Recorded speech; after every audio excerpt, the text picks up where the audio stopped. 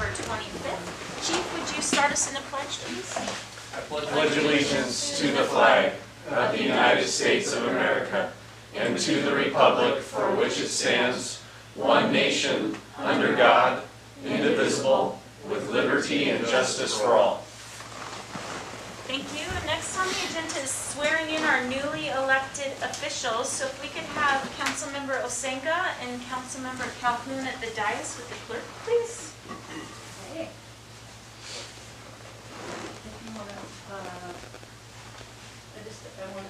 Okay, we'll go like that? Here, I'll go this way. Okay. And raise your right hand and repeat after me. I, and state your name, I, Mike Calhoun, John Osenga, do solemnly affirm do solemnly affirm that I will support and defend that I will support and defend the Constitution of the United States, the Constitution of the United States, the Constitution of the State of Alaska, the Constitution of the State of Alaska, and the laws and ordinances and the laws and ordinances of the City of Seward, Alaska, of the City of Seward, Alaska, that I will faithfully and honestly that I will faithfully and honestly discharge my duties discharge my duties as City Council member as a City Council member to the best of my ability. to the best of my ability. Awesome. Congratulations.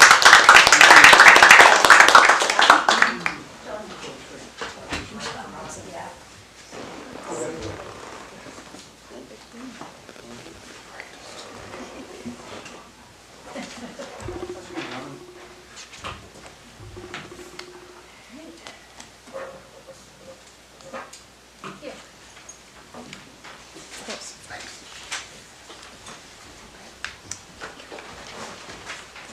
you. Thank you, Madam Clerk. If you could call the roll, please, when you're ready. Tonight's roll call: Calhoun, Present. Casagranda, Here. DeMoss, Here. McClure, Here. Osenga, Here. Mayor Terry. Yes. You have a quorum. Thank you. Next on the agenda is citizen comments on any subject except those items scheduled for public hearing. Madam Clerk, has anyone signed in? Madam Mayor, we have two signed in. The first is Sharon B. Dancer.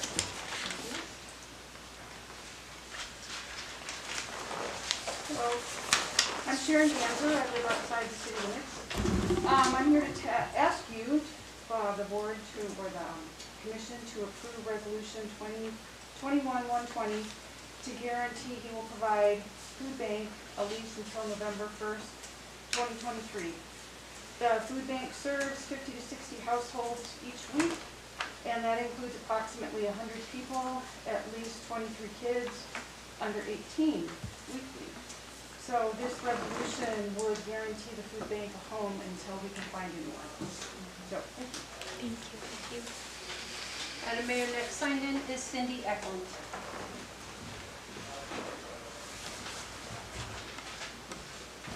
Good evening, Mayor and Council.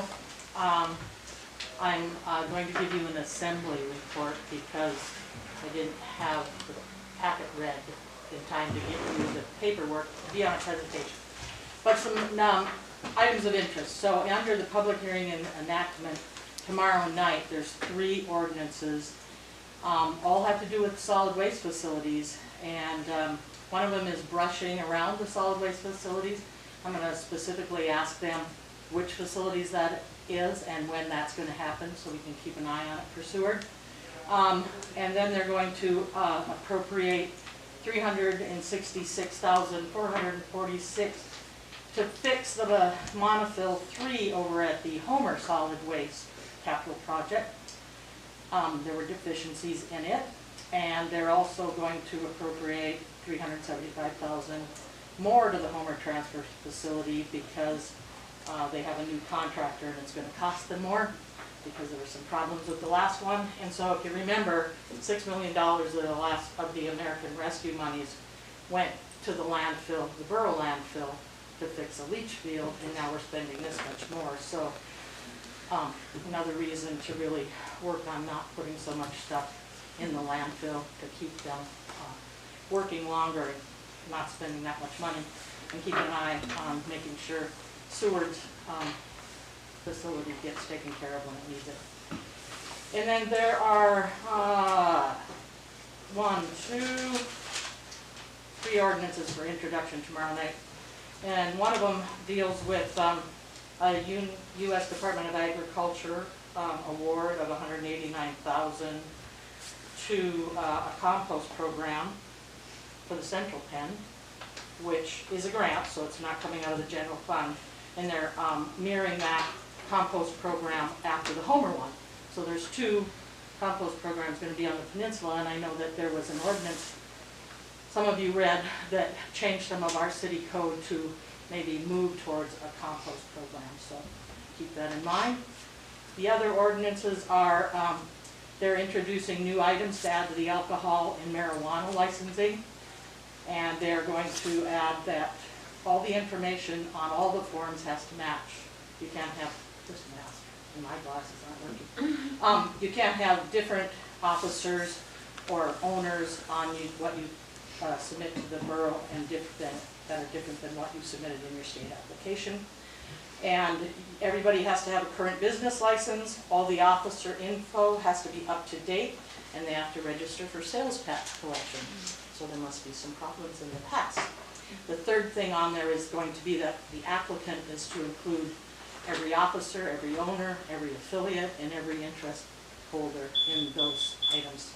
One more. If you would. No, I'll just, if there's no objection from council, since it's the borough report, go ahead. It's the last one, and this one I forwarded on to Brenda, and I think she sent it on to city manager and the council. They, Cox and Chesley, I think, have forth a planning commission membership and apportionment ordinance to bring it back to the way it was. So all incorporated cities will get a representative, and they're bringing the at-large people back, at-large commissioners back up to 8. They were down to 7. So there'll be 13 commissioners, again, helpful when you try to get a quorum. And that the list that the cities submit to the mayor has to have at least one person, not more. And that's it. Thank you. So, if you don't mind, thank you for coming. Are there any questions for our borough representative? I will just say we very much appreciate the attention and the information. Thank you. Yeah, thank you. And the service, yes, of course, thank you. And now, if there's anyone that hasn't signed in but would like to make comments, I'll just open it to the floor. Hearing and seeing none, next on the agenda is the approval of the agenda and consent agenda, and I'm looking for a motion and a second. I move for the approval of the agenda and the consent agenda. I'll second. Are there any changes, additions? I'll look around for comments. Okay, Madam Clerk, I think we're ready for a vote. Voting on tonight's agenda and consent agenda, Osenga, Yes. Calhoun, Yes. Casagranda, Yes. Demas, Yes. McClure. Yes. Mayor Terry. Yes.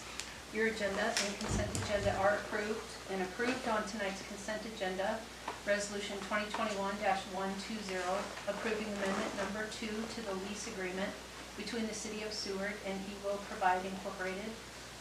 Resolution 2021-121, authorizing the city manager to enter into a 5-year contract agreement with Axon Enterprise Incorporated for the purchase of the Axon Virtual Reality Training Program and the necessary hardware not to exceed the amount of $9,562.50 and appropriating funds. You have approved the September 27th, 2021 and the October 11th, 2021 City Council regular meeting minutes. You have accepted the resignation of Vice Mayor Tony Bacwan and are directing me to solicit interest from residents to fill the vacancy. And finally, you have appointed Art LeMaster to the Historic Preservation Commission with a term to expire May 2023.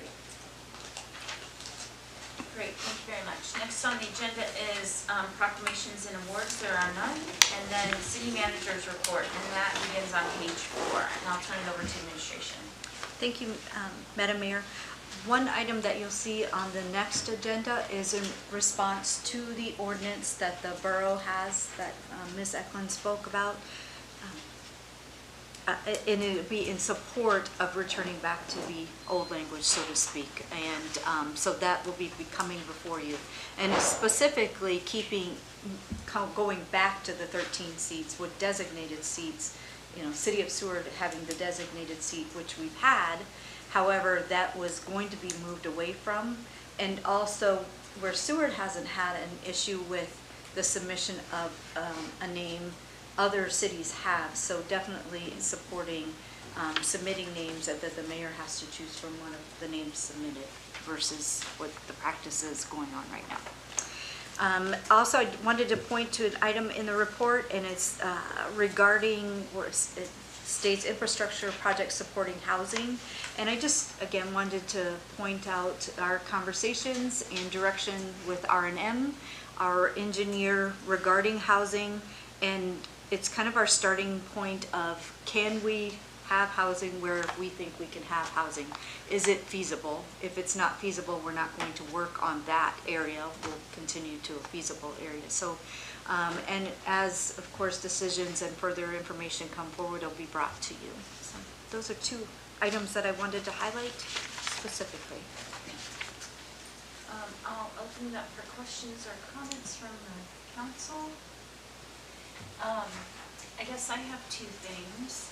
So just going off that was one of the that I highlighted. I did know that during one of our budget work sessions, you said that administration was really focusing on the projects that are moving those housing developments forward.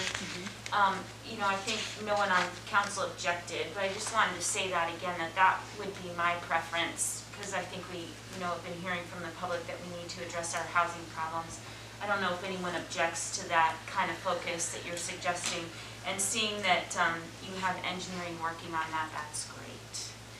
And then the only other thing is, with the finance director position, I just want to make sure that we're being very aggressive with filling that position. One thing that I know GovHR did a great job finding our current city manager.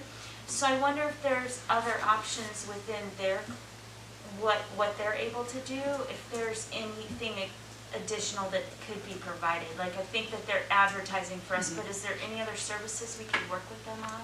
They can do even further advertising that what they're doing, and then also we can have them, like you did with the city manager position, accept and screen applications as well, or present them. They'll present all of them to us, but with recommendations as well. So we can have them do that too. HR sent an email to them today to talk further about that. I think we're talking tomorrow with them to see what else can be done, where else they can advertise, and any suggestions that they may have for us. They may have something that we've not thought of, so we'll talk tomorrow to them about that. So I like that idea to have them more heavily involved and make sure that we're really pursuing that finance director position going into the, okay, thank you for working on that. Madam Mayor, Go ahead. I also did ask Chief Nick to give us an update as well. And I forgot to do. Mayor and Council, tonight I'm really speaking to look for your input, not necessarily direction, but advice and opinion, I guess. As you may remember, with the animal shelter project, we've added concrete work around the buildings and also to the exterior kennel space. And citizens have come to me and asked, about the I guess the wisdom of putting radiant heat into that concrete, and the idea being, rather than using ice melt on concrete, which eats the concrete, if we use this radiant heat, would it last longer? Is that cost effective? So on and so forth. So I reached out to the developer and asked about this, and they came back with an estimate of between between $70,000 and $75,000 to add that, and that's why I'm here. This is obviously a bigger one. So what I took that and did was I put together some numbers, and I was hoping Shelley would be able to be here tonight, but she had a medical thing with her family come up. She couldn't make it, but she has seen this, and I just wanted you to know that she says this is very conservative. So, but the numbers that I came up with were 5 hours a month of just paying an employee to be out shoveling snow. And then I took that times 6 months here of likely months that we would have winter conditions where we could have snowfall at an average rate of $22 an hour. And this came out to $660 a year. And then I took the life of these any building at 30 to 40 years. So $660 times 30 years is $19,800, and 40 years is $26,400. Again, being very conservative there, and I have no way of figuring in more money should an employee suffer an injury while they're out there shoveling snow. But I can, you can bet that the overtime to cover that employee would, go up considerably while that's going on. And so then I did some research on what's going on with these, with the concrete, and how long is it expected to last. So the first thing that you should keep in mind is that the exterior slab in the kennel area, we're going to be spending $12,432 on to build that, and then the sidewalks themselves are another $19,771. So we have a total of $32,203, and that's today's numbers, of course. So according to heattrack.com, a concrete slab work like that is supposed to last about 25 years. So I'm plugging that into the equation as well. So if we had a 30-year building, normally we would have to replace that concrete probably once, and if it's a 40-year building, we're getting closer to potentially replacing it 2 times. And if we use ice melt, I would say it's probably almost a certainty. Heattrack.com said that if you're using ice melt on concrete, it will significantly reduce the life of your concrete pad. And so then I checked with, I wanted to know how much is ice melt. And I just pulled up Home Depot, and a pallet of ice melt costs around $688. And I divided that in half, so I said maybe our shelter would use a half a pallet. I don't know, again, I'm trying to be conservative. So that came out to $344 times 30 years is $10,320, and 40 years is $13,760. And so then I put all these numbers together. A 30-year estimate with costs of labor replacement and ice melt was $62,323, and by 40 years, with the labor, 2 concrete replacements plus ice melt came out to $104,566. So you can see this. I mean, it could easily overtake this. I've talked to the builder about it. They've said that their customers who can afford this don't even hesitate. They just do it because they know that it's going to last longer. So everything I could find online kind of points at this as being a good idea, but again, it's still a lot of money up front, and that, if anything, is the con to this. And then the last thing that I would tell you is the builder has kind of designed this in 4 different zones, and but they have alluded to the possibility to eliminate some of those zones, and that's something that if we do that, we could reduce the initial cost of the installation. So that's something that we can certainly pursue. And I know that's kind of a lot to digest right now, but I was just hoping to get, what do you think? So I have a question. So we had a contingency amount, so this would be taken out of that contingency? Correct. And we haven't even, the only problem with that is that we haven't even broke ground, so we don't know what other contingencies we're given. Right. Go ahead.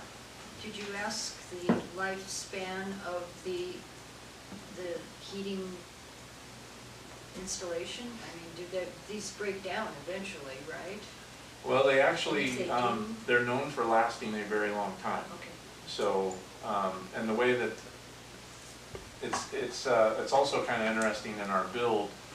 The building itself is using heat pumps, which is kind of off on its own. So we have these little multi-unit heat pump things. This system, if we put it all 4 zones in, now we would have a redundant system that's going to work off of an electric on-demand water heater. So it's kind of interesting.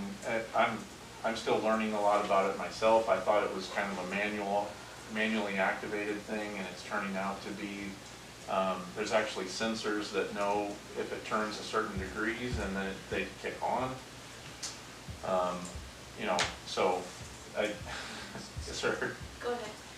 Yeah, the only thing I'd be worried about is what I would say, one of the things that you have to worry about as far as a breakdown, as far as radiant heat in concrete, is if a line gets split in the concrete, then you're not really readily able to just access it and fix it.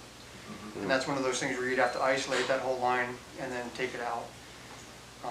That's the only thing that I would be worried about, especially with settling over time. And I know they put these in all sorts of things, so it's probably, they could probably do it relatively safely now where that's a real low risk. But that is something that you would have to be worried about, is a breakage in the concrete. But, I mean, it's great though. I've been on radiant heat floors and they're really good. Go ahead. We're referring to heating the sidewalk, right? So I didn't hear any numbers of the extra cost. I mean, I heard the number of the cost to install it, but no numbers related to the cost to provide the heat to keep it unthawed. I know building prices have dropped significantly, not huge, but they've dropped quite a bit. And we were bidded this project when building prices were at its peak. So I guess we bid, so it's not like it's gonna come in under, right? Like regardless of whether we pay for more building material than it costs, the contractor has a bid. So I don't support putting any more money into it. I feel like we already overpaid for it. And so if that's what you're looking for, I think that, you know, the labor and shoveling is fine for the animal shelter. Other comments? I mean, I could go either way, honestly. I like the idea of heated sidewalks. I'm not very familiar with them. If it's gonna save money in the long run, I can buy into that. Is that a for sure thing? I don't know. I know they have it at the post office out in the front there. It's heated. The question that I would have is, how much snow will it melt? You know, I would direct people to look at the middle school, for example. The middle school front entrance, the entire thing is heated. The concrete's holding up very well, and it will melt quite a significant amount of snow. And so, you know, they definitely work. So, you know, I'm not married to this one way or the other. I'm, you know, like Councilmember DeMoss, I can see it both ways. I think that if we're trying to make this building last as long as possible, I think that it's probably a good idea. If we're not looking to spend any more money on this project, I can understand that too. So, I don't know. Did the contractor have a recommendation? Well, like I said, you know, the people that can afford it do it because they know it's going to make things last longer. And so, to them, it's kind of a no-brainer, but at the same time, there's a big difference between private entities spending money and us as, you know, a public. We're spending the public's money, and that's weighing on me as I try to make these decisions, and that's why I'm bringing it to you guys. So. No, I appreciate that. I'm sure it's not easy. Go ahead. I don't know enough about, I know I was really confused when we voted for it, exactly how we bid on this, but if, per se, the building prices are much lower than what they were at the time that the bid was put together, and there's gonna be some room, can we ask the contractor to give us a deal since he's making so much extra money on the decrease of building prices? Is that a thing? Like, can you negotiate with them? Well, and the other thing is I'd like to see, do we have a contractor online? Because I would like to see an actual change order, like a physical, so like when the project starts to proceed, we're gonna be getting physical change orders that get approved from the architect, get approved from the construction company. I guess at this point, we would maybe be open to looking at what that change order looks like. Because they could say we have savings in another, you know, like with, they could say we have savings in this, siding came back. Right. So we're doing a change order for this, so here's this change order, and look, there's a net sum. Right. So Madam Mayor, I think that, exactly, we'll investigate that, and if we need to, then we can bring back a change order for it, and then discuss it at that time, but we'll discuss with the contractor and engineer first, architect first, and then bring back an action item one way or the other. Yeah, because I think we are just on how many more change orders. Hopefully this will be the only change order for the whole project, and we'll be extremely That'd be pleased. nice. Yes, except for a reduction. Right. They can bring cheaper change orders. Is that enough direction? Yes. And then I just did have one more question from the finance department. In the city manager's report, they did put in like the internal audit that finance department has been comparing and working on. And then I know that the other private contractor that we hired for the audit firm, have they given you any updates on, are they still requesting information, or have they given you any updates on how that work's proceeding? They haven't requested any additional information for a while, and I know that you had contacted them with a time frame, and then they said they're still on track with their original time frame. Is that correct? Correct. And then they're progressing along. The one thing that we're just checking in on time with them and letting them ask for what they need, so that we're not directing anything. We're just really being hands-off and following their lead when they ask for information. But they haven't asked for anything in a while. Okay. All right, thank you. Any other questions? Go ahead. I just have a follow-up question to that. So, in the report, it says 21 customers have been identified as underbilled, but then the next line says a lot of the impacted, which I'm assuming those 21 customers had multiple bills. 115 of these accounts have been reviewed. Is that 115 accounts make up the 21 customers? No, those are separate. Okay. No, those ones are separate, where we found that separate, apart from the 21, that there are those with multiple accounts and still trying to figure out, reviewing to make sure that the multiple account is accurate, that they should have multiple accounts, or within the system have multiple accounts just been generated that shouldn't have been generated. So all of them are being reviewed. Individually. Would you have a follow-up to that? Madam Mayor, I did have one thing, and that's within the Assistant City Manager's report.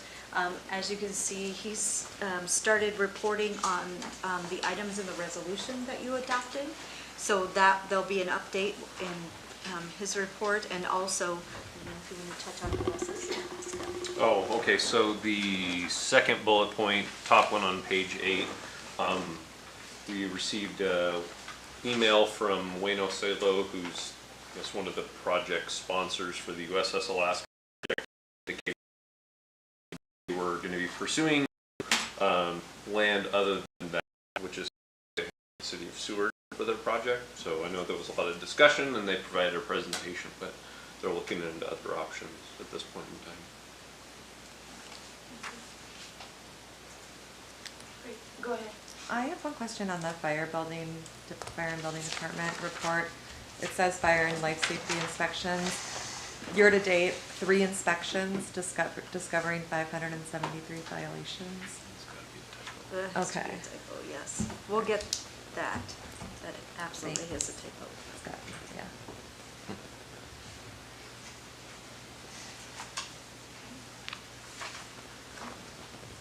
Next on the agenda is the Chamber of Commerce report, and I saw that there was a laydown regarding that, and I know they currently do not have a chamber director, so we'll have to just, they still have a board, so if wasn't there a laydown?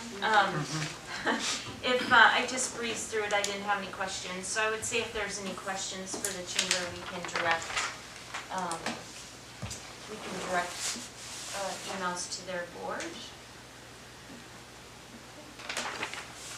Next on the agenda is, thank you, Low Point Sewage Lagoon review by Morgan Welch from CRB Engineering through R&M Consultants, and they are going to be on the phone, so we'll get them going. And that report begins on page 17.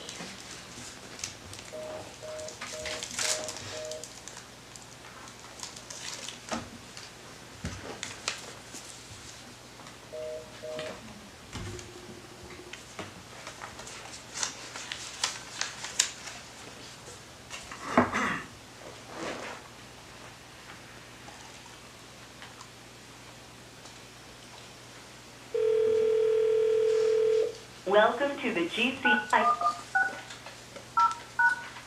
Thank you. Please stand by. If you are the chairperson, press the please enter your. You will now be placed into conference. There are 3 participants in the conference.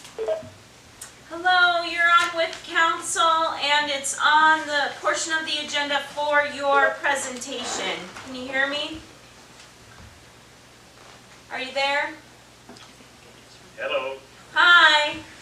You are on with council, and we are on your presentation portion of the agenda. Can you hear me? Okay, this is John Herman with CRW. Is Morgan Welch from R&M on? I do not know. Does not sound like he's on. Let's try to figure out where he's at. He's been watching. Yeah, I've got him YouTube, texting to me. He was going to make a quick introduction before I summarize the report. Okay. I believe he has the information to get into the conference call. Yes, he does. He shared it with me. Okay. So we'll just wait. Can we text and let him know we're ready? Do you have his? Okay. He does.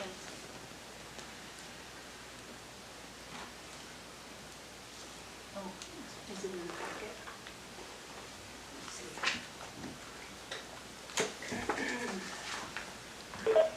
There he is. Are you there? Hello, everybody. Hi. I'm here. Can you hear me? We can hear you. Go ahead. I'm so sorry about that. Good evening. My name is Morgan Welch with R&M Consultants in Anchorage, and can you hear me still? We can. Go ahead. You're on the line. We can hear you. Okay, yeah, I'm so sorry about that. And this presentation was a task that we were given under our engineering term contract with the city.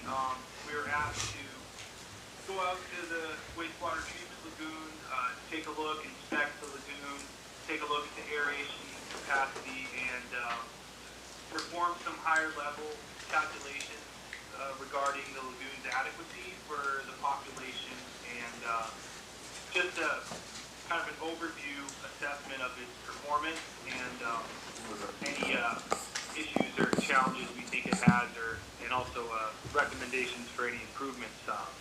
With that, I want to pass you on to John Herman with CRW, who wrote the memorandum for us and performed the calculations. So go ahead, John. Good evening, everyone. It's a pleasure working with the City of Seward once again.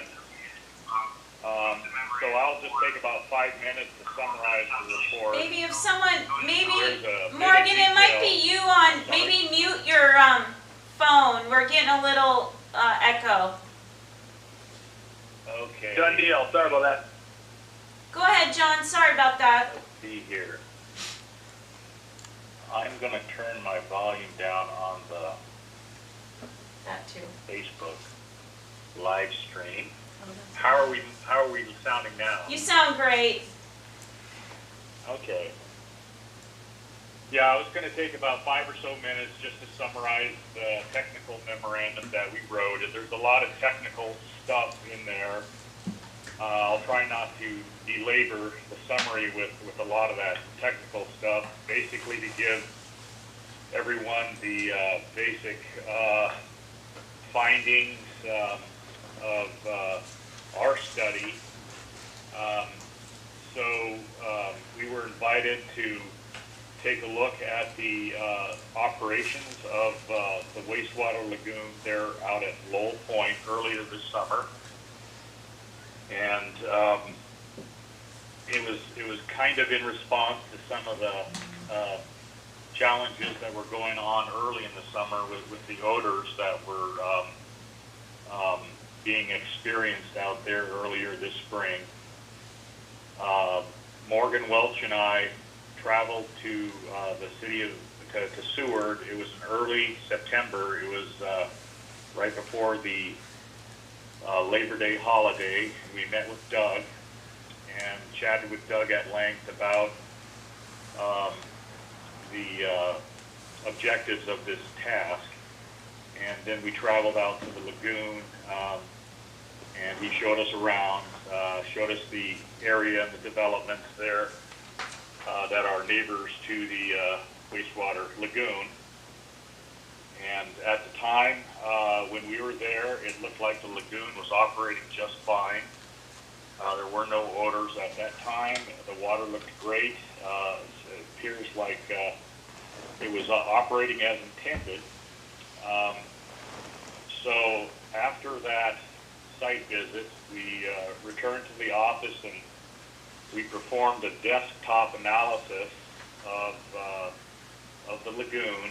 And basically what that means is we studied the current capacity of the lagoon relative to population, and also loading rates of the contaminants that it's treating. And we used data that was supplied by the city that included what they report to the DEC on a monthly basis, and also did that while design. The upshot is that from our standpoint, based on this desktop study, it looks like the lagoon has plenty of capacity to deal with the flow rates that are entering it. There's basically two aspects to looking at a lagoon. One is how much water is flowing through the lagoon, and the second part is how much in the way of contaminants is flowing into the lagoon. And as far as flow rates go, it's a very large lagoon, relatively speaking. It's a very deep lagoon. My understanding is, way back when it was designed for about 5,000 people. And with regard to water flowing into the lagoon, it's about a little more than half of its capacity is being used on average by the city. So on an average day, about a little over 50% of the hydraulic capacity of that lagoon is being used up with the water flowing in it. And so from that standpoint, the city is still growing into that lagoon. Now on the second part of that is in the way of the amount of contaminants. The lagoon was designed for treating organics, and that was a design, and the aeration system used to treat the organics was designed to a certain assumed loading rate. And our analysis has concluded that as long as that contaminant is operating on anywhere from an average to below average loading rates, it'll do fine. But when the contaminants increase to greater than average, the contaminants are varying all the time, the flow rates are varying all the time. When we get into those periods where the contaminants are higher than average, if that condition is prolonged, it could overload the lagoon. And the reason why that is because the aeration system has a limited capacity for treating the organics. I would say probably most of the time it'll work just fine, but there are times where the contaminants are higher than normal, such as during the summertime when temperatures are warmer, during the 4th of July weekend when we have everybody in the state of Alaska visiting Seward, and also if the operators they're removing the settled sludge, that's the solid portion of the wastewater that settles down to the bottom of the lagoon. That collects over time, and as that collects, a sludge blanket forms, and as that sludge blanket forms, it gets deeper. So that sludge has to be removed on a regular basis. If and when we get toward where that blanket's been in that lagoon for a long time, that can also cause the contaminant load on the lagoon to increase. So there are combinations of those various factors that can cause that lagoon to be overloaded at times.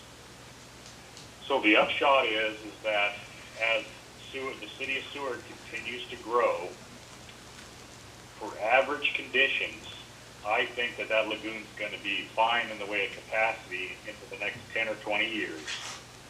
However, as it grows, the frequency of encountering those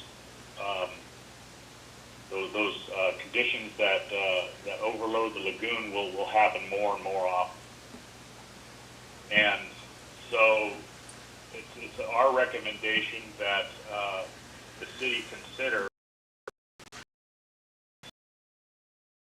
at some point in the future. And that can be done by adding additional aeration equipment. It can be done by replacing some of the older equipment with more efficient equipment. And either of those two ways is something I think the city should consider, say in the next 3-4 years or so. The earlier probably is better, because then with that extra aeration, it could better handle those high peaks that the lagoon sees. And I think with additional aeration, it'll better handle those twice a year conditions where the lagoon turns over due to temperature restratification. When that happens, that's another occasion for odors. That usually happens in the spring and also in the fall. So the better the aeration, the better the oxygenation of the lagoon, the less that phenomena tends to generate really strong odors. So there's a benefit for that as well. So that's one recommendation. Another recommendation I made was that the operators next year, probably sometime in June or July, go out and do a good, thorough dissolved oxygen profile, just to get a better sense of how the oxygen levels in the lagoons are doing. Because what I did was a real high-level analysis. The real data comes from just going out and doing the actual measurements. And then there's a number of other types of tests that I recommended that could also tell us about the health of that lagoon. So those are really the three recommendations that we made that I think will really help out the operations. Another one is potentially, or we'll start thinking about maybe replacing those old blowers with newer efficient units that can that their blower rates can be varied according to the amount of oxygen in the system. And I think with a newer system, a newer efficient system, I think the city could actually treat higher levels of contaminants well into the future with something similar to the power usage that they are using now. Basically, the system's operating off of older, less efficient technology. They could probably benefit from using newer technology. So those are the kind of the main points of the report. A lot more detail into the report, but I'll just kind of leave it at that and answer any questions. I'll look to the dais to see if there's any questions. Go ahead. This is Councilmember Casagranda. When you referred that the water intake is designed for 5,000 people and it's at 50% of the use, is that on average, and what month was that tested?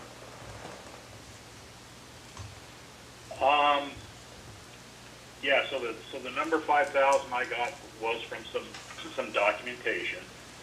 The 50% is taking all of the water that flows through that plant in 1 year and dividing it by 365 days, and that's what the average is.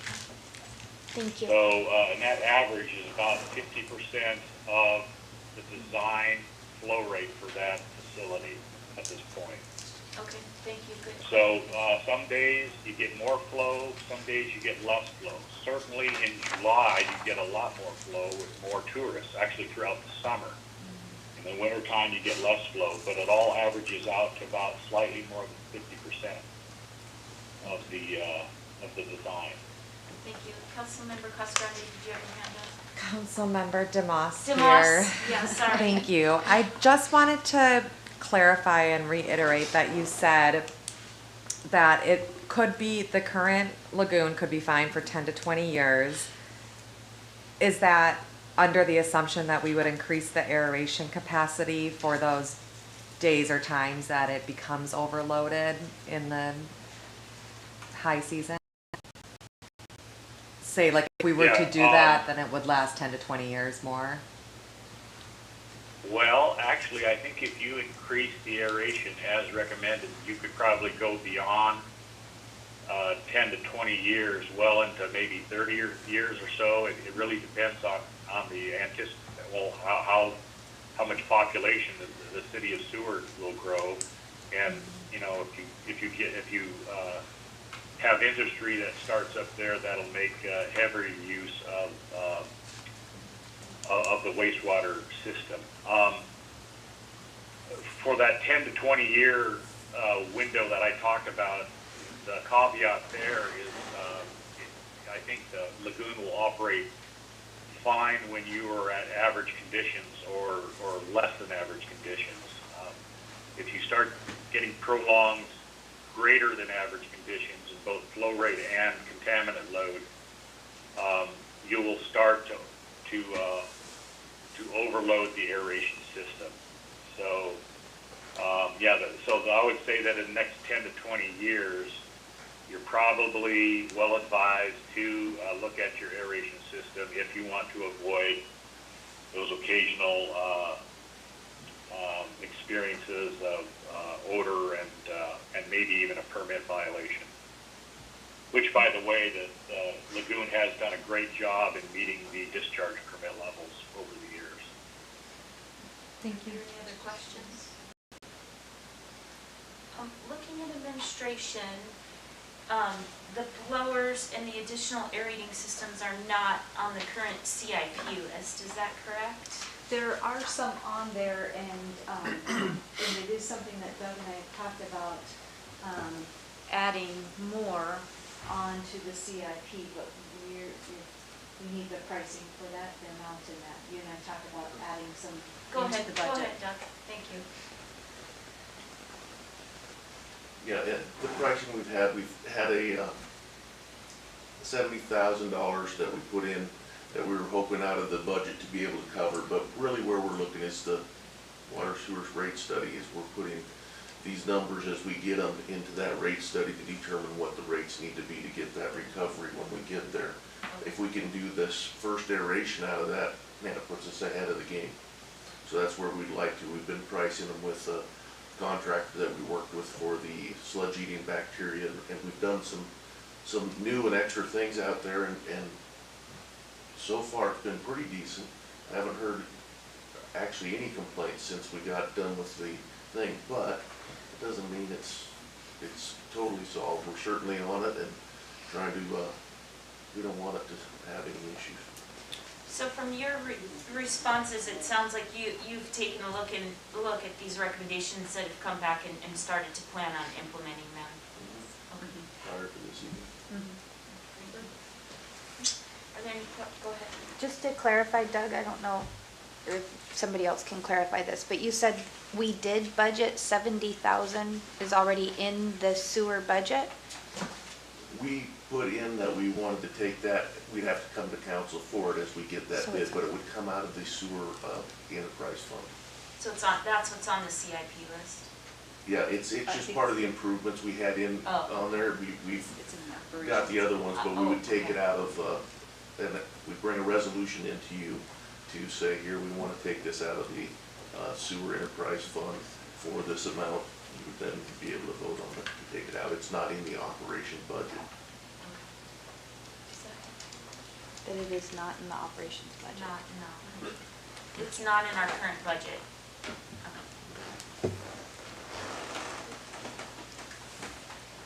Well, great. 70,000. The 70,000. Great, thank you. Is there anything else to wrap it up on the presentation? We did have the report in our packet and we were able to review that ahead of time. Madam Mayor, I did want to add that. Oh, I don't have anything more to say except to get probably overly detailed on it. I'm happy to answer any questions or just continue to work with the city as requested to, just to develop this study further. I appreciate the opportunity to work with everybody and also work with R&M on this. Great, thank you. So we'll let you go for now and we appreciate again your time and attention. Thank you. All righty, thanks everybody. Thank you. Have a good evening. And then to the city manager, sorry. Yes, I did just want to add that we have been looking at this report and what needs to be done, along with obtaining the pricing so we know exactly the cost of everything so that it can go on CIP. And with the thought, though, that once we have all of that in place, we'll have the amount that we can bring forward the resolution to appropriate out of the enterprise reserve funds to the sewer reserves to pay for this. Thank you. Any other? Great. Next on the agenda is public hearings. We have none. Unfinished business, we do have a resolution postponed from the previous meeting. It's been motioned and seconded, and that's Resolution 2021-117. Madam Clerk, if you could read the title. Resolution 2021-117 is authorizing the city manager to enter into a contract with LTAS Technologies Incorporated for short-term rental registration and compliance services through December 31st, 2024, for a total of $6,500 annually and appropriating funds. This resolution was postponed from October 11th, 2021. Your main motion is on the floor. So I'm going to turn it over to administration. I know there were a number of questions at the last meeting, and I'll let you take it from here. Thank you, Madam Mayor. Some of the questions were around what does this do for the short-term rental owner? And Courtney is here to explain in more detail than I will, but the end result of this newer platform is that as a short-term rental, the owner can submit all of their permit information online into the portal, and then there's a notification to city staff that deal with the compliance part of it, and it's a quicker turnaround, and again, making it all electronically online to be completed. There were other questions, and I'm going to have Courtney, who's been talking directly to LTAS for the information.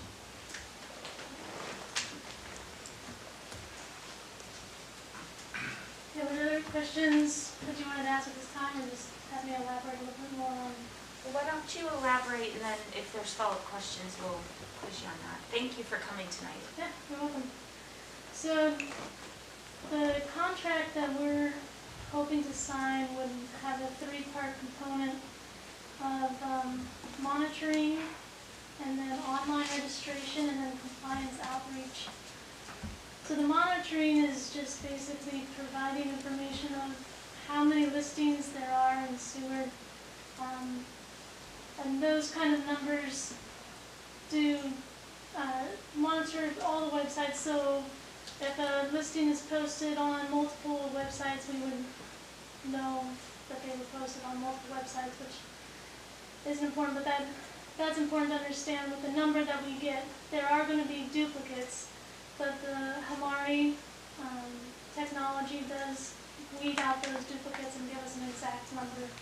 And they've given us training in that to know so that we can have an accurate comparison between how many short-term rental permit or applications are getting versus the number of listings that are actually out there. So that's just a good way for us to gauge, okay, how well are we doing in providing the members of the community with information they need to know how to register and be compliant in their short-term rental.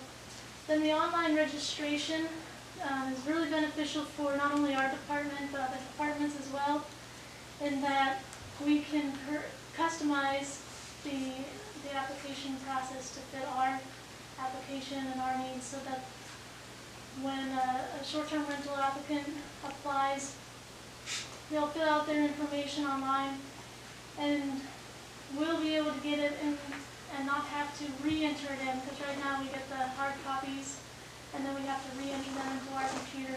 And so that just creates, improves our accuracy and efficiency in our time. But as well as once we get an application, we then have to reach out to multiple departments, finance, fire, to let them know that we received an application, and to make sure that they received the bed tax application, or that they've scheduled the life and safety. Whereas with the Hamari program, it'll automatically send out emails to the finance department and the fire department, which eliminates anything that we have to do on our end. And the fire department will then just get the email that so-and-so has applied and that they need to schedule a life and safety inspection. And this will also help with the applicants as they fill out. I know it can be a real tedious process for our applicants to fill out their short-term rental every single year. There's a lot of paperwork, not only just the application, but diagrams of the rooms and the parking and the bed tax form. But this program will provide a way to for returning applicants that their application will just be auto-filled with their information that they filled in previously. So it'll save the applicant a lot of time, so that they don't have to refill out everything like they've been doing right now. Then the compliance outreach is simply, the Hamari will keep track of who has applied for a short-term rental permit in the past, and they'll send out automatic emails at the beginning of the year to remind people to renew their permit.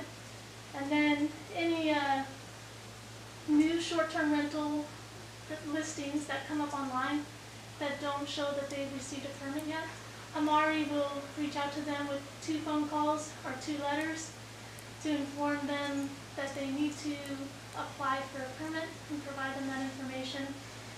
And that's pretty much the extent of the compliance, is just informing them that they need to apply and these are the details for how they can apply. Amari also provides 24-hour customer service.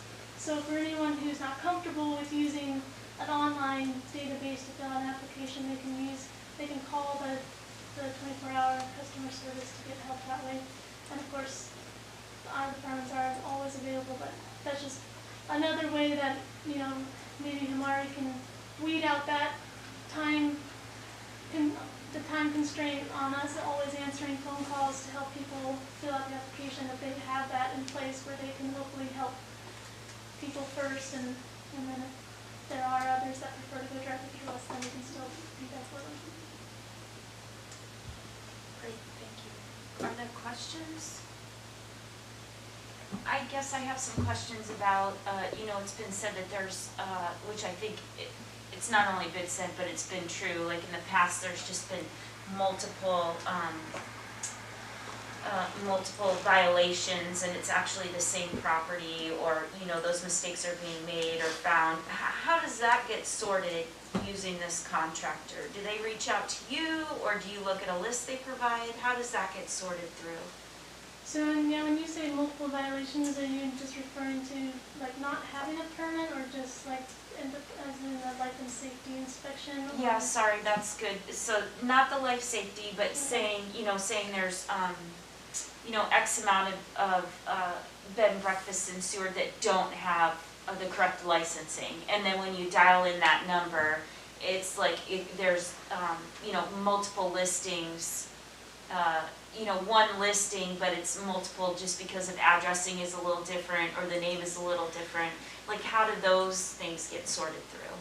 Yeah, so Amari is, the way that their system is set up is to eliminate that, the duplication of that. So they would be checking, you know, the last name of the listing, the address, the details of the listing, so that then they can match and say, okay, this is the same listing, so that we're not contacting people multiple times, or they're getting multiple letters saying that they aren't complying or that they need a permit. So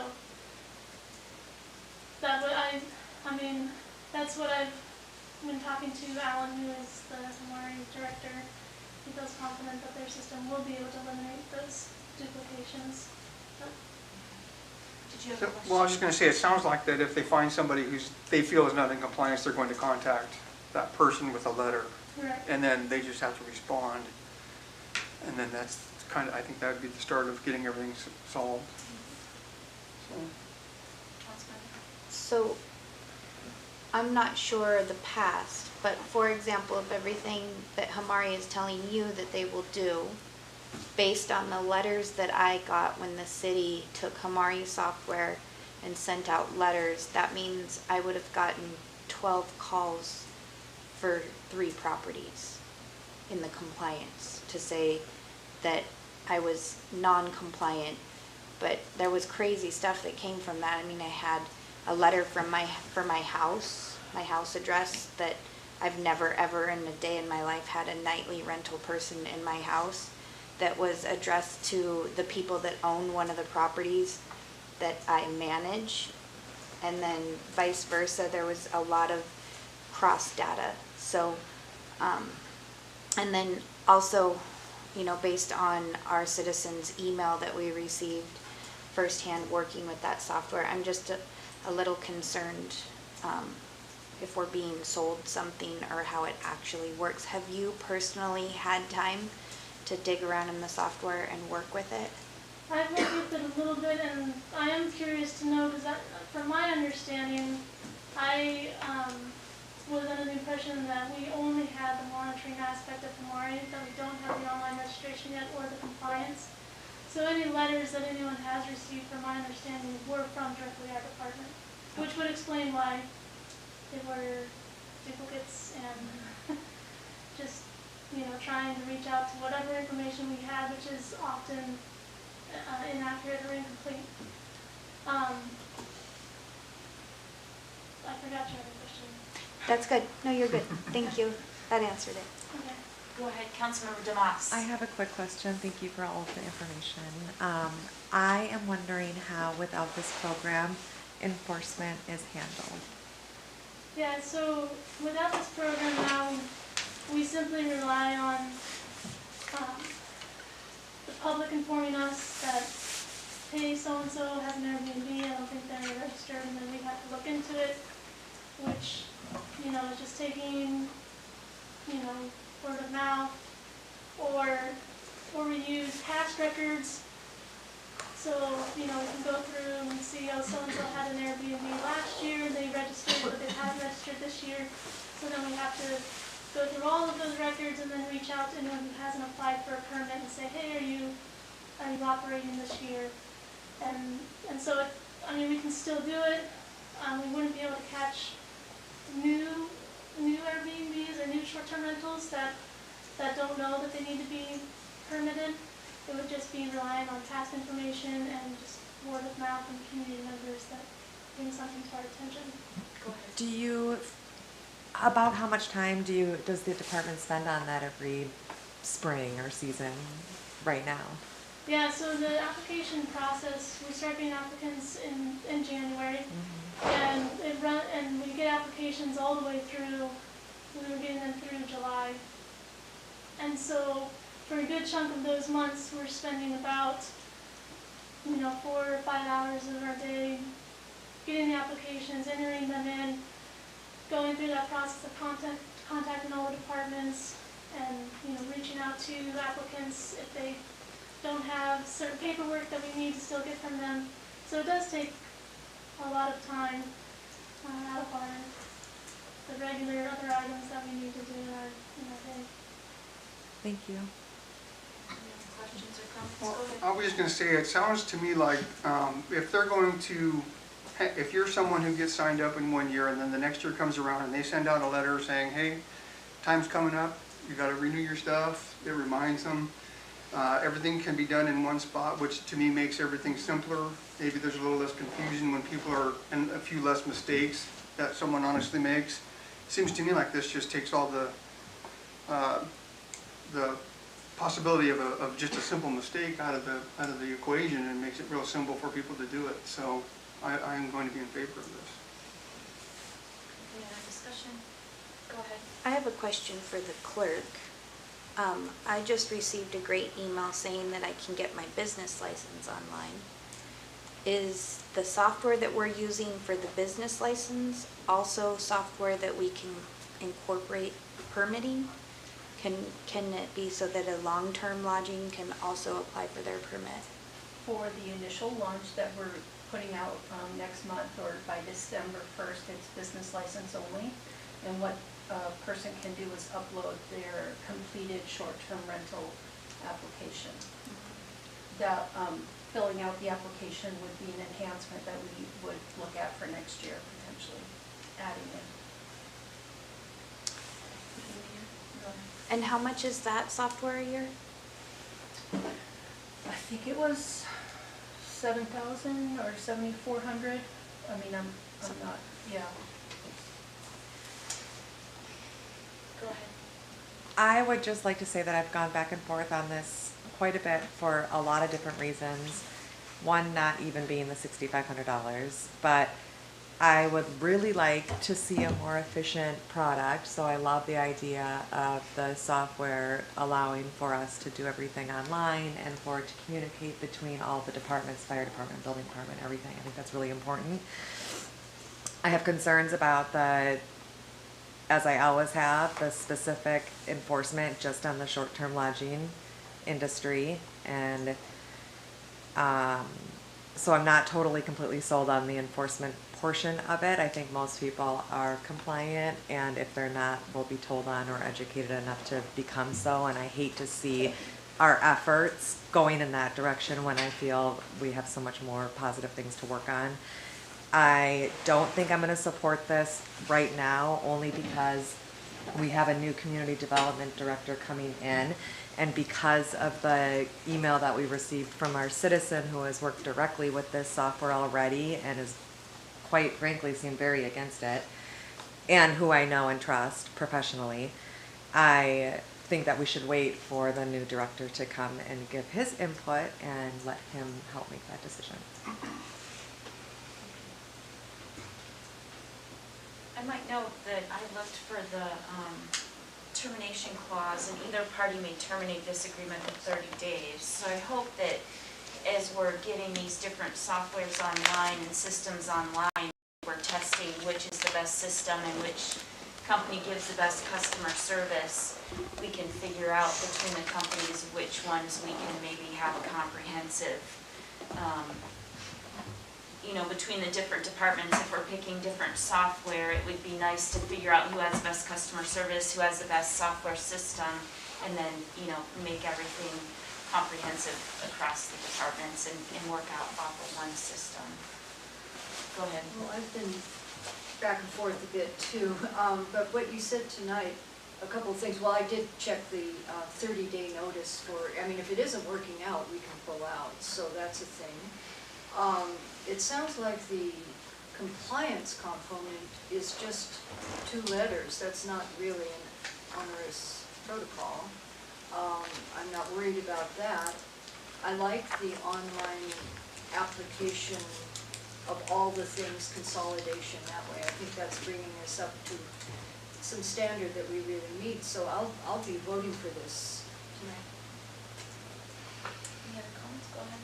I'd like to make a motion to postpone until the new community development director has had a chance to be seated and try this out. So I'd like to, I don't know if January, I guess I'll just postpone, and then we can have discussion of maybe a better time for when that would be. I'll second. Did you want to speak to your motion? No, it's fine. Okay. Any comments? I guess I would like to hear Jason's input. I do, it's great having Courtney here, and it sounds like you're getting yourself up to speed on this system, so appreciate your comments too, for sure. But having that 30 days makes me feel a lot better if Jason gets online and you guys find it unreasonable that we could pull out. Is there any further discussion specific to the postponement? Madam Clerk? Voting to postpone, if undefined, it will come back at the next meeting. If I may, Madam Clerk, what is the date of the next meeting? November 8th. November 8th. Can I make a motion? Can I amend my motion? We have one meeting in December, correct? Well, the second meeting hasn't been canceled yet. Okay, so to the first meeting in December. And your second is fine with that? I am. Okay. December, I think, is the 13th. Voting to postpone resolution 2021-117 to December 13th. Demas? Yes. Casagranda? Yes. Calhoun? No. Leclerc? No. Osenga? No. Mayor Terry? No. That postponement motion has failed. Main motion with the resolution is on the floor. Is there any further discussion? Okay, Madam Clerk? Voting on the approval of resolution 2021-117, Osenga? Yes. Calhoun? Yes. McClure? Yes. Casagranda? Yes. Demas? No. Mayor Terry? Yes. That resolution is approved.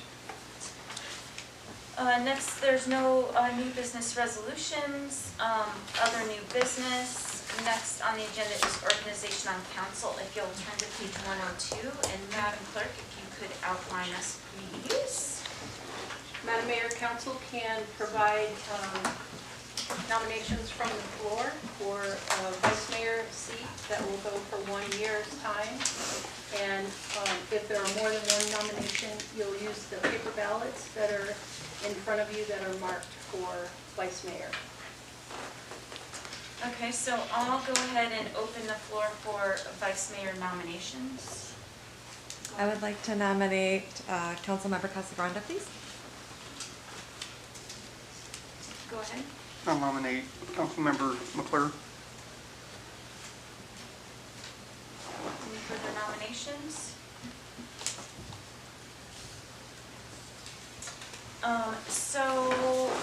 I'll close the nominations. And we have two, and you have ballots in front of you. There's two sets of ballots. Make sure you're picking the one that says one name for vice mayor. And we'll go ahead.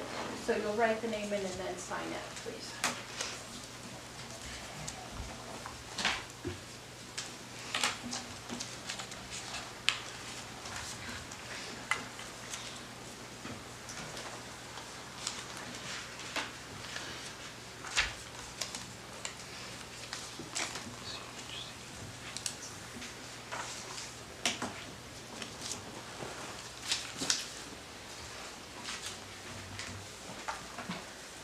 Okay, reading off the votes. 1 vote for McClure. 1 vote for McClure. 1 vote for McClure. 1 vote for McClure. 1 vote for Casagrande. 1 vote for Casagrande. That makes 4 votes for McClure and 2 for Casagrande. And so now we are going to, so 4 affirmative votes to be approved. So now we'll do a motion. So I'll nominate Sue McClure for vice mayor.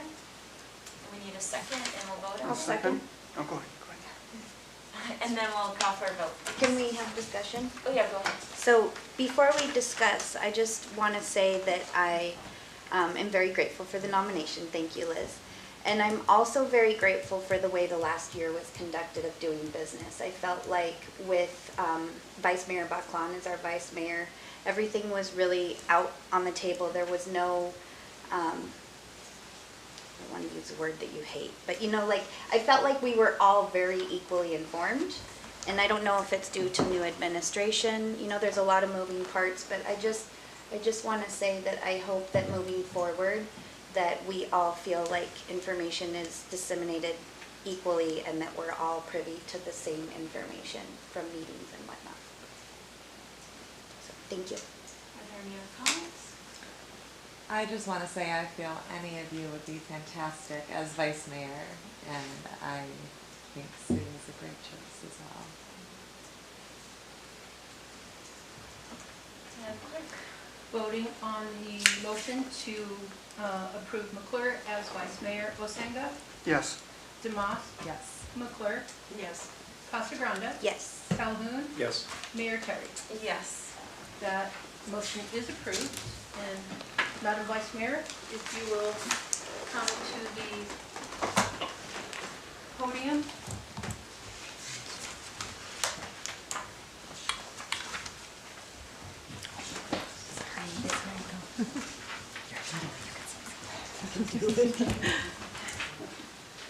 Raise your right hand and repeat after me. I, Sue McClure, I, Sue McClure, do solemnly affirm do solemnly affirm that I will support and defend that I will support and defend the Constitution of the United States, the Constitution of the United States, the Constitution of the State of Alaska, the Constitution of the State of Alaska, and the laws and ordinances and the laws and ordinances of the City of Seward, Alaska, of the City of Seward, Alaska, that I will faithfully and honestly that I will faithfully and honestly discharge my duties discharge my duties as Vice Mayor as Vice Mayor to the best of my ability. to the best of my ability. Congratulations. Just sign it.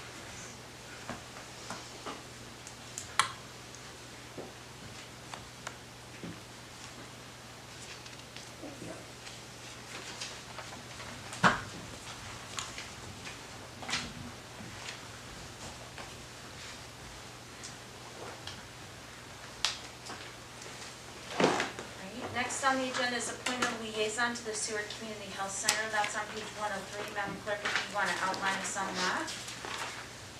So for some years, former Councilmember Cheryl Cease has been the city's liaison to the Community Health Center. This is a one-year term at a time. The coordinating committee for the Seward Community Health Center meets at least quarterly, but I think more potentially monthly. I'm not 100% sure on the meeting, and they do Zoom meetings sometimes as well. Great, so, you know, I guess I have a question. So is this outlined in code that it's required, or with our agreement, or how does that come about? This is in the council rules of procedure. And then, my other question is, so was Councilmember Cease getting notified? And then, I guess we never got reports back, so I was wondering how that works. Right, and you know, council can set any expectation for reporting back. I have been copied on the invitations when they went out, so I know that invitations were going out for meetings. May have been lost or. Is there anyone interested in filling this position? Should we designate it for our new council member, that's going to be their job when they get on board? Part of the criteria. Go ahead. Do these positions have to be determined tonight procedurally, or can we? Yes, this is Okay. part of the organization of council. Thank you. Go ahead. I'd like to nominate Councilmember Osenga. Okay. Sure. Okay, great, thank you. So, I'll move, to appoint coordinating committee liaison to the Seward Community Health Center to Councilmember Osenga. Is there a second? I'll second. And we'll take a vote. Voting to appoint Osenga to the liaison to the Community Health Center. Calhoun, Yes. Casagranda, Yes. Demas, Yes. Osenga, Yes. McClure, Yes. Mayor Terry. Yes. That appointment is approved. Next is appoint Planning and Zoning Commission liaison, council representative to the Kenai Peninsula Economic Development District, or direct boards and commissions to provide periodic reports to council. So City Clerk Baloo, if you could outline us on this. So again, this is specified in your council rules of procedure, and it is set up that the P&Z liaison automatically becomes the Cape Head representative, but historically, there's been interest in splitting that and having different people serve and Councilmember Osenga has been the Cape Head rep now for several years.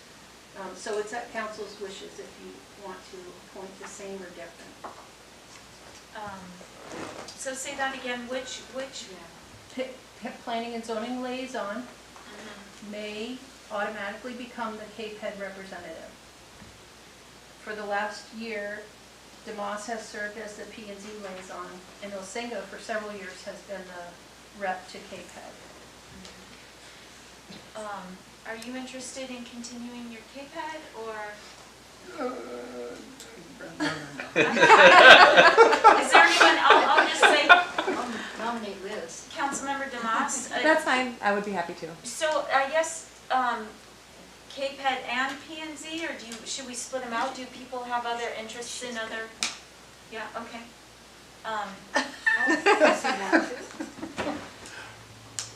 I don't know that it would be appropriate for me to be, That's since true. my wife is on the Planning and Zoning Commission, I would probably decline that.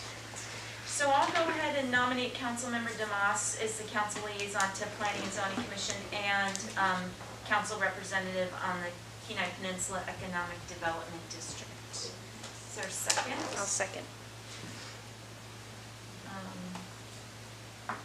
And just call for a vote.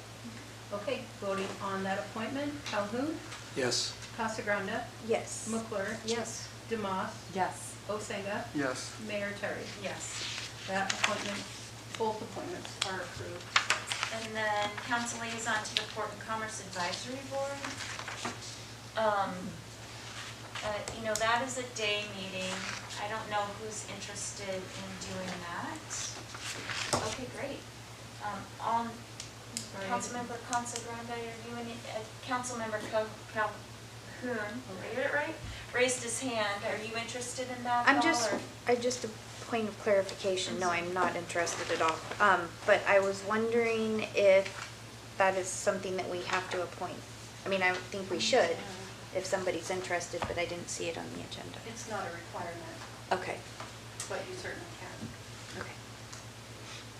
I think it's a great idea. Okay, so I think I moved and seconded, and did I get a move and a second? I'll second. And then we'll vote on that. Voting to appoint Calhoun as the PACCAB liaison. Casagrande. Yes. McClure. Yes. Demas. Yes. Osenga. Yes. Calhoun. Yes. And Mayor Terry. Yes. That appointment is approved. You know, one other thing with that, I do like having those, boards and commissions making quarterly reports to our body.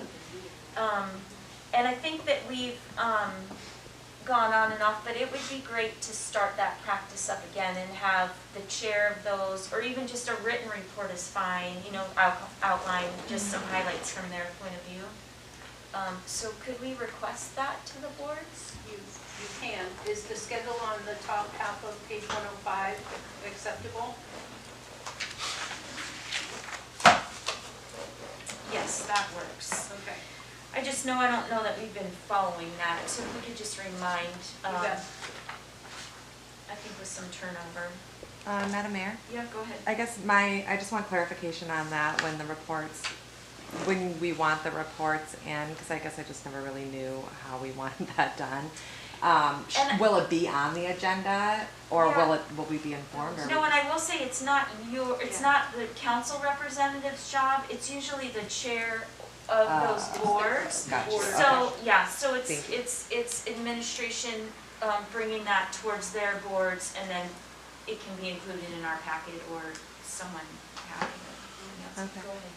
So on that same note for Councilmember Demas, if you ever do want to report on the KPEDD, you can ask to report, I would imagine, in the city manager's report, or you can put a placeholder in the agenda. Yeah, So 100%, yeah. Okay. Yeah, because I think you've done that in the past. Thank you. Madam Go Mayor. ahead. I'm just a little lost because I didn't see where we were nominating someone for PACCAB, and maybe Well, it's in the agenda statement. It wasn't listed in here. It's not a requirement.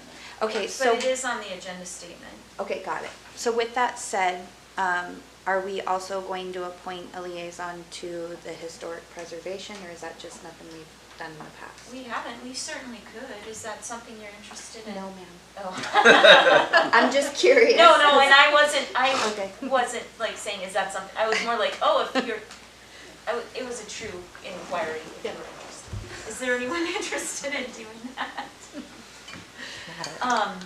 You know, I will say they've been vocal, and we've heard more from them from perhaps even the other boards and commissions. I do attend the PACCAB meetings, but,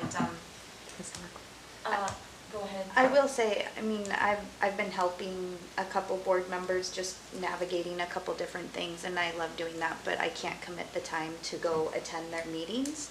And so I just want to know, in case they're listening, that they are supported, and they're a really strong group, and I trust that they will give us very thorough, good reports. So I don't think it's necessary for them to have a liaison, but just in case they're listening, I want to make sure that they feel appreciated, because they are a hardworking group.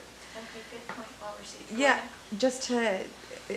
it was a little bit of an issue, and I don't think it's a bad idea to consider. Maybe not right now, they have a strong board, but they were struggling with how to, get things through the system and didn't really know who to reach out to. And I think a liaison, maybe in the future, maybe not right now, could be a good. Well, perhaps, right now they provide an annual report. Why don't we get them on the same quarterly schedule as the other boards? That would be great. Mm-hmm. Let's do it that way and see. Mm-hmm.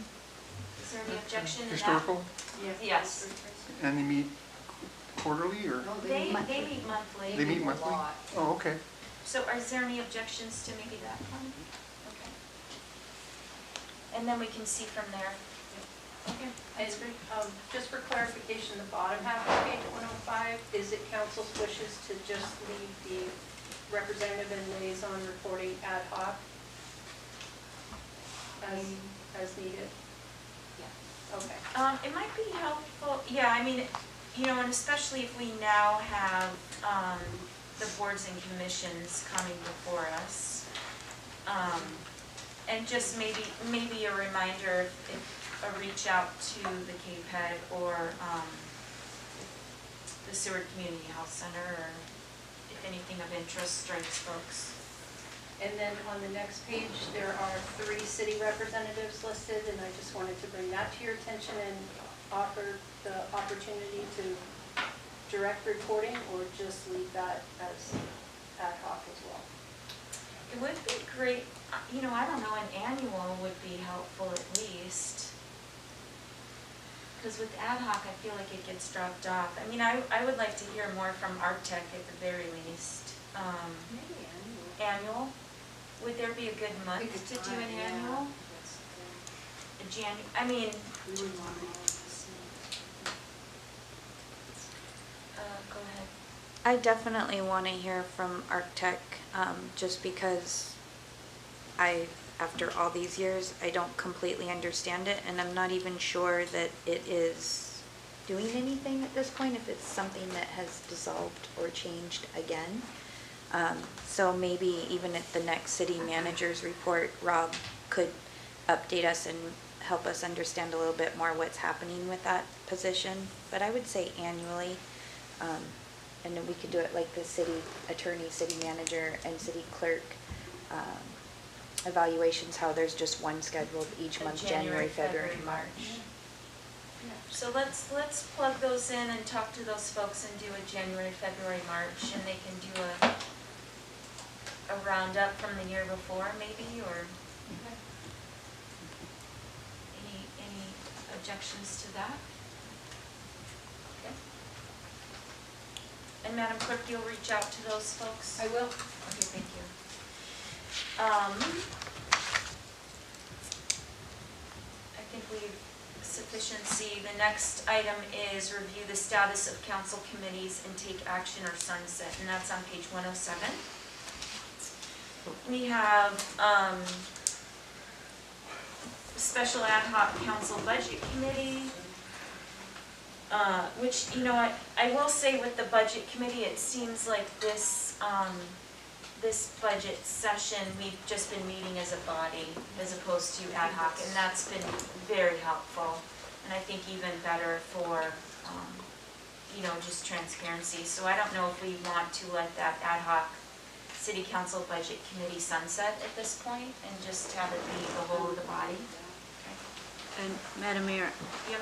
I didn't know about this committee, so I apologize that we Yeah, didn't you're have a okay. committee meeting. I mean, I think things are going well, just including the, I think, I forgot. You know. I think it makes sense to include the whole council, because then it's a public document and the public's in, Okay. so it's fine. No, no shade is being thrown. No, not at all. Um, World, and that was boring. Yeah, and then, actually, Damas, Osenga, and I think we put that special ad hoc, updating the evaluations kind of on hold. I think we were getting through the summer and then getting through the budget. But we should probably pick that up again. So I think that should continue. And maybe, Madam Clerk, if you could send out that information again, knowing that those evaluations are coming up starting in January, we can set a meeting. Do you want to set a new expiration sunset date then? Yeah, so let's sunset, let's just postpone it even a whole year. And hopefully by next year, that, December 31st, 2022. Okay. And is everyone fine with Osenga, Damas, and Terry on that? Is there anyone wants to switch out or more interested, or?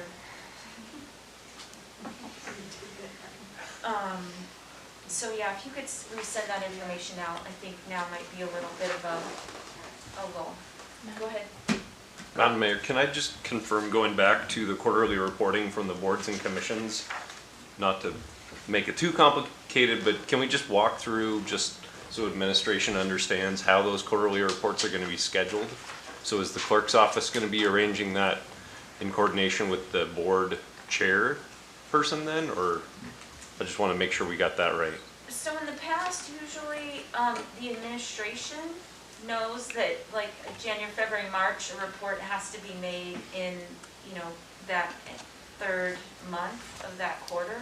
Okay. So usually administration will be having a tickler and putting it on that agenda and working with the chair on items to report. Okay, thank you. Yep, thank you for asking. And now, do we need a vote to extend that, or is it fine No, with it's the verbal?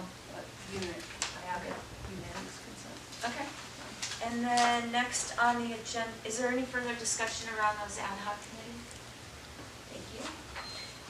Schedule the following onboard training for newly elected officials. City infrastructure tour with department heads, and then on 108 is the calendar for NEO. So I believe the infrastructure tours, should I kick that over to administration? Do you want to talk about that? We did have one scheduled, but we didn't have anyone who was available to go on the tour, so we rescheduled for a later date and little casuals. Right now, we have one new member, and we've offered to set up a date that works for him. And then if other members also want tours, anything specific, we'd be happy to work directly with you to set that schedule up. And our department heads love to give tours and talk about their departments, so. Go ahead. I'll go on a tour. You want a tour? Yeah, What- find out what day it is and let me know. Okay, we'll schedule it Whatever you directly guys with come these up two. with. Okay. See if I can get it. I really enjoy going along if I can, so Okay. whatever, when it's scheduled, I'll let you know. Okay. And, you know, I think Baklan, Demas and I did a tour together not too long ago, but I'd be interested too, so. It was us. Yeah. Oh, it was the three of us. Yeah. Oh, yeah, okay. So maybe just coordinate with our newest council Okay. member, and then what that date looks like, let everyone know, and see if we can do group tours last week. We're just talking about the scheduling for the new member. We were deciding, should we wait for the new member? But since we have to do it Yeah. in groups anyway, we can't take all of Okay. you. We'll just go ahead and, with this group, and then we'll Oh, continue. schedule. Mhm. Okay, that sounds great. And then newly elected official training with AML, November 9th through 10th. And I think that the city clerk put this in here. Yep, this is the agenda that was released, so I wanted to make you aware of it, and I know that Councilmember Calhoun is planning to attend NEO, and the new council member would get placed on November 8th, so that's a pretty short turnaround for them, so it would start the very next day, but they'll be able to attend if they are available. Do you know, are they recording the Zoom meetings? Because that would, even if that person couldn't attend, or maybe all of us might be interested in some aspects, if we could could you see if it's going to be recorded? The NEO is all virtual, so that will be recorded, and I think parts of AML at least are going to be recorded as well, but I'm not sure what our access is to them. But Okay. I can ask about it. Okay. Madam? Go ahead. For the clerk, it looks like it's virtual except for then Sunday, November 14th, the networking reception. Is that correct? That's the regular conference that starts on the 14th, the NEO. Oh, yeah, I don't know why that's stuck on the end of that. That might have been an oversight on their schedule. Okay, just curious. Yeah, that's funny. It looks like they've got leftover. Thank you. Next on the agenda, any further discussion with that? Next on the agenda is schedule a council retreat to be facilitated by the Division of Community and Regional Affairs. That is something that when I started, got set up, and I think it would be time to hold it again. I don't know, John was there, Sue was there, I was there, and so it would be nice to get everyone. It went really well, especially being facilitated by that state agency. They just talked about roles and responsibilities. They went through the state code. We did some, icebreakers, had some time with that person. It's a very good connection to make at the state because they can also answer questions. And it also helped to have the city manager there. I was thinking city manager, assistant city manager if he's interested, and then also have the clerk there. Did you? Oh, I was just gonna say, it was right before COVID. Yeah. shut things down. We had dinner out together and that was it. Everything was, it was amazing. I just squeaked it in. The public is invited, so it's not a closed session, so the public can be there and sit. They're not really part of the interaction, but, you know, everything's open to the public, and it just, I think really helped with understanding people's communication styles and where we're at. They are not available until mid-January onward. So I was wondering if we want to talk about, would a Saturday be okay for folks? If it's a Saturday, mid-January or early February, would people be willing to that? We did like a Friday night dinner and then a half day on a Saturday at the community room. Would that timeline be okay? Is it fine if the clerk works with that? Does that work for administration, something like that? Is that fine if the clerk works with that State Department and finds out their... No one has any blackout dates for January right now on the weekends? I do. I won't be here during those times. So that's fine, just proceed. Yeah. Well, and who knows with their travel, it might not be later anyway, so we'll work with their travel. Okay, thank you. And when is and then the DC trip? April, mid-April. Will be April, okay. All right, thank you. Next on the agenda is informational items and reports. The August 2021 city financials are in the packet, and then I did see that the Providence financials were distributed to council as a whole. So that's a public document. If anyone in the public would like to request that, that's available also. Are there any comments regarding the city financials? Okay, next on the agenda is citizen comments. There's no sign-in for this period. Time is limited to 5 minutes per speaker. Is any, go ahead.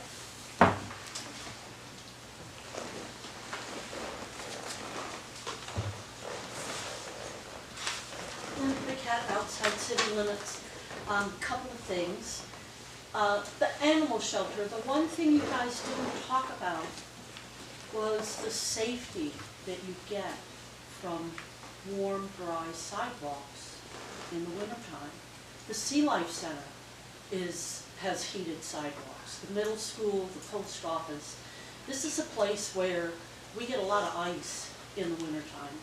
And that's a building that's going to have the public going into it. I've also heard in this room discussions about we can bring the kids over from the schools, we can do interactive stuff. So, you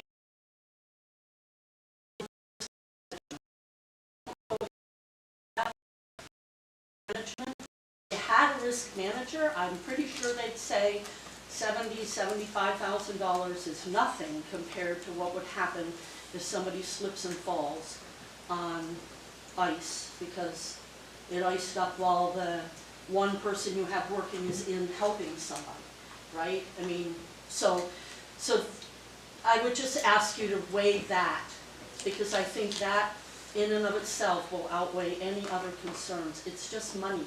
We can find the money. Let's start having bake sales. I just feel like that needs to be a piece that's funded because I think it's really important from safety. Okay, now I want to talk about the lagoon and the report. I feel like the citizens have been vindicated because that report says that when things are not normal, the thing is not up to capacity in terms of aeration. The only time it's normal is like now. It's like from October 1st until, I don't know, maybe April 1st. That's the only time that normal applies to that lagoon.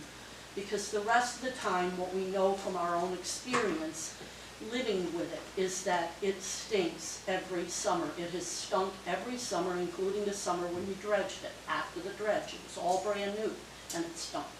So, the one thing I don't understand is there was no reference to when the lagoon violates the BODs. And what's so confusing to me is if you talk to people at DEC, they say, well, if you want to see what the city is reporting, go on the EPA ECHO site. But if you go on the EPA Echo site, what it shows is that the thing violates effluent every summer. So I feel like your consultant was being very conservative compared to the experience of it, right, for the people that are there all the time.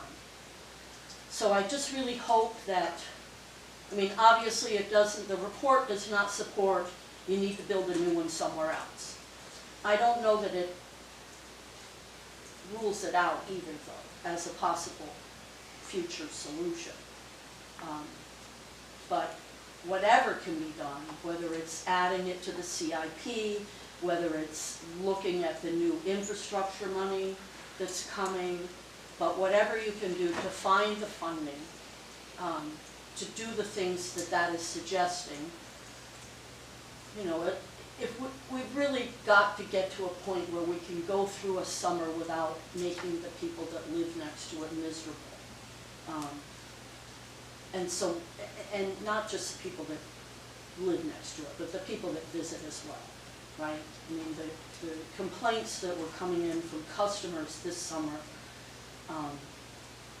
and early spring were really, I mean, we're already living in really hard times, and adding things like this to the people's daily lives is just really, it's too much.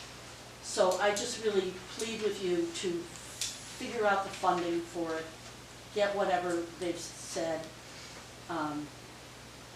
The one thing that wasn't addressed, and I had gotten the impression that it was going to be, was what Tim McDonald brought up, the pharmaceuticals in the effluent, so I don't know if they looked at it. I didn't see anything. I read it quickly, but, so that's still a question. That's it. Thank you. Thank you for all your work, and congratulations. Thank you. Is there anyone else wishing to speak? Hearing and seeing none, we're on to council and administration comments in response to citizen comments. I'll start off with administration. Thank you, Madam Mayor. Just a reminder of November 1st budget meetings at 6 p.m. You'll have the second draft budget. Yes, another one. The second draft budget, I hope to have to the clerk by Wednesday. That's my goal. Working on it. Thank you so much. I'll go to Councilmember Cascarde. I'd like to thank Linda Paquette for her persistence and helping keep the city motivated in maintaining and repairing the sewer lagoon. She's a great voice for all the visitors and people that live down on Low Point. I mean, a lot of times people will think that they came to Seward because they went to Low Point. So Low Point still does carry a reputation, and it is part of Seward. Welcome to Councilmember Calhoun. Congratulations, and it's really nice to have fresh face and to have you here. And congratulations to Vice Mayor McClure for your appointment. Happy Halloween to everybody. Have a fun time and get your glow sticks. And yeah, thanks. Councilmember DeMoss. I echo what Councilmember Casagrande says about Linda Paquette. Thank you so much for always speaking on behalf of Low Point regarding the lagoon and being persistent. I also want to congratulate Councilmember Calhoun. Welcome. And congratulations to Vice Mayor McClure. It's been lovely working with you so far, so I look forward to working with you still. And I want to thank administration for getting an agenda item on a work session at Planning and Zoning that has been delayed. In February, we asked for a recommendation from Planning and Zoning on incorporating manufacturing into Central Business District because we have businesses that are already doing business in that line of business and some that want to. So it's been since February, and I appreciate that you guys took the initiative to make sure that it is getting on the agenda so it can be discussed like we asked, even when they are short-staffed. So I really appreciate that follow through, and I look forward to that discussion. And I also wanted to say thank you to the electric department and Parks and Rec for digging out all of the holiday lights, because I know that they're gonna make it look like a Hallmark movie downtown, and I just can't wait. And that's all I have. Thank you. Councilmember Calhoun. I'd just like to thank everybody for making me feel welcome, coming back after 20 years. It's a little different. I had somebody ask me if, you know, they said, you know, it's going to be different than it was back then, and I said, I'm different than I was back then. So I look forward to working with all of you. Congratulations, John, on your re-election and your appointment as vice mayor. I look forward to it. I think it's a good group. We should have, get a lot of good work done. Councilmember Osenga? Like everyone else said, welcome to Councilmember Calhoun, congratulations, and Vice Mayor McClure, congratulations on that, and all the committee liaisons, good job everybody for stepping up. Happy Halloween, and just be safe out there. Thank you. Vice Mayor McClure. Like they said, welcome to Mike, and I'm glad John got reelected. I want to thank council members for appointing me as vice mayor. It's an honor, and I appreciate that. I wanted to, also, it was refreshing to have Assemblymember Eklund here and giving a proactive report. I never gave reports before I usually gave them after, so that's a new twist. I like that a lot. And I wanted to point out, we've got liaisons to the boards and commissions, but I've really enjoyed the YouTube because I watch the meetings from home, and if I can't be there that time, you can watch them later. So everybody can participate by watching and be aware of what's going on, and that's pretty slick. Lee Pileski and I are, rain permitting, having our last cemetery tour of the 3 tours this Saturday night out at Woodlawn. And last 2 weeks ago, we had the new Mary Lowell grave marker there, and everybody was quite in awe of that and appreciative to the city. So I want to give a thanks to the city for getting that accomplished. And since Halloween seems to be extending for 2 days this year, because kids will be around on Sunday and then kids will be out, I'm sure, Halloween night, particularly up by John's house up there. So just be aware that even with they're going to have these glow sticks and stuff, but just drive slowly and be very cautious over the weekend. I would highly recommend that. And that's all I've got. Thank you. Well, everything I would say has already been said, so I'm going to go ahead and adjourn the meeting.